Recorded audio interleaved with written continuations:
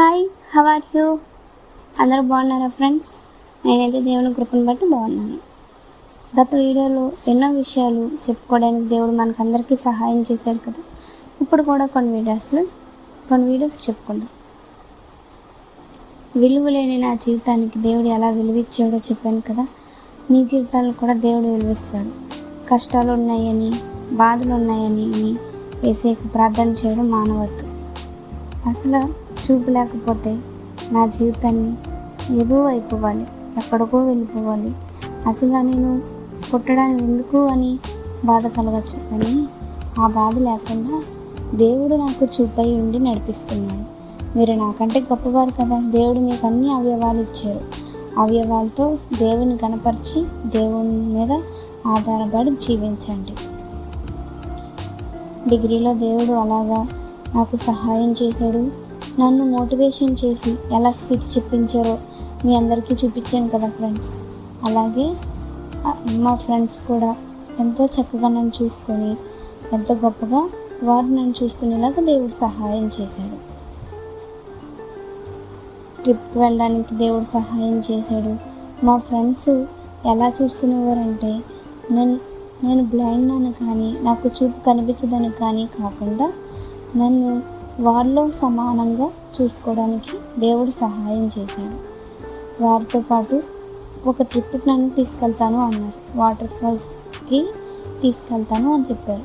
Water falls అంటే అక్కడ గొట్టలు, లోయలు ఉంటాయి కదా అని చెప్పి నేను రాను, మళ్ళీ నేను నడలేను, అక్కడ మీకు ఇబ్బందిగా ఉంటుంది అని చెప్పాను.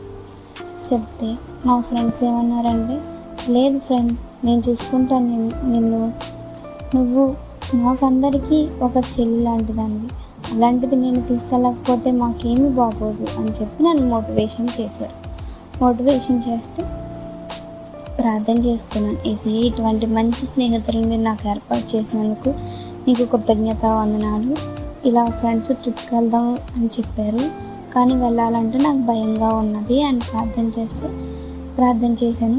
చేసిన తర్వాత వాళ్ళతో వెళ్ళినప్పుడు వాళ్ళు నన్ను ఎంత బాగా చూసుకున్నారంటే, అసలు ఎక్కడ కూడా విడిచిపెట్టకుండా, ఒక చిన్న పాపని తల్లి ఎలా చూసుకుంటుందో అలా చూసుకోవడానికి దేవుడు నాకు సహాయం చేశాడు. చూశారు కదా ఫ్రెండ్స్, కనిపించకపోయినా దేవుడు ఎటువంటి మంచి స్నేహితులను ఇచ్చారో, అలాగా ఏ పరిస్థితిలో కూడా కృంగిపోకుండా నాకు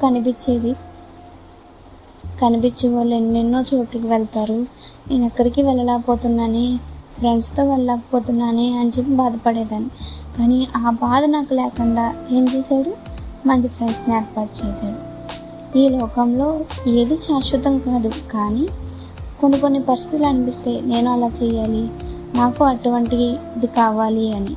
కానీ దేవుడు ఏం చేస్తాడంటే, మనకి లేకపోయినా దాన్ని మన కోసం తీసుకొస్తాడు. ఏదైనా సరే, నాకు అసలు ఫ్రెండ్స్ ఉంటారని కానీ, ఫ్రెండ్స్తో ఒక చోటుకు వెళ్తానని కానీ ఏ రోజు ఆలోచించలేదు.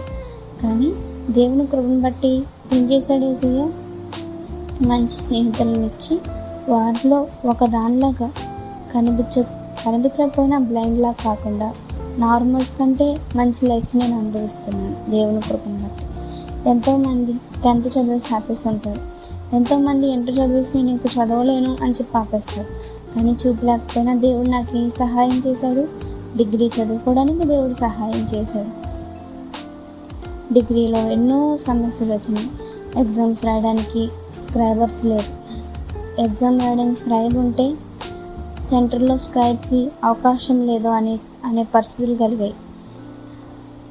స్క్రైబ్ ఏమో హ్యాండ్ ఇచ్చేసింది, అయినప్పటికీ దేవుడు విడిచిపెట్టలేదు. ఇంకొక స్క్రైబ్ని ఏర్పాటు చేశాడు. స్క్రైబ్కి వేరే ఎగ్జామ్స్ ఉంటున్నాయి. సరే, దేవుడు మళ్ళీ మనసు తిప్పి నా వైపుకి ఎగ్జామ్స్ రాసేలా సహాయం చేశాడు. మీ జీవితాల్లో కూడా కష్టం వెనకాల మేలు దాచుతాడు దేవుడు. కీడు వెనక ఆశీర్వాదం చూపించే దేవుడు. కీడు వస్తుందని, బాధగా ఉందని నిరాశ చెందవద్దు. మీకు ఎగ్జాంపుల్ చెప్పాలంటే, ఒక బటర్ఫ్లై ఉంటుంది. ఆ బటర్ఫ్లైకి ఫస్ట్ ఎంతో కష్టం ఉంటుంది ఆ గూడు నుండి రావడానికి. ఆ గూడులో ఉన్న ఆ బటర్ఫ్లై దాని అంతకు అదే కష్టపడి బయటకు వస్తేనే మనందరికీ అందంగా రంగురంగుల్లో కనిపిస్తుంది. అదే బటర్ఫ్లై ఆ గూడులోంచి ఎవరైనా సరే అది రాలేకపోతుంది, దానికి రెక్కలు లేవని చెప్పి మనం ఎవరైనా తెస్తే ఏమవుతాయి? ఆ వచ్చిన రెక్కలు కూడా రావు. బ్రతకాల్సిన టైంలో కాకుండా ముందుగానే చనిపోతుంది ఆ బటర్ఫ్లై అనేది. అలాగే మన జీవితంలో కష్టాలు వచ్చినాయంటే మేలు కోసమే వస్తాయి. ఆ కష్టం వెనకాల మనకి ఏమేమి దాచి ఉంచాడో తెలీదు. ఖచ్చితంగా కష్టం ఉంది అంటే మేలు ఉండకుండా ఉండదు. నేను చెప్పే ప్రతి ఒక్క మాట అర్థమైందని నేను అనుకుంటున్నాను. మధ్యలో ఆపేసినప్పుడు నాకు దేవుడు ఇంత గొప్పగా చేశాడా అని చెప్పి ఎమోషన్ ఫీల్ అవ్వడం అనేది జరుగుతుంది. అప్పుడు నాకు కొంచెం బాధగా, సంతోషంగా, కన్నీరు వచ్చేయడంతో మధ్యలో ఆపేస్తున్నాను ఫ్రెండ్స్.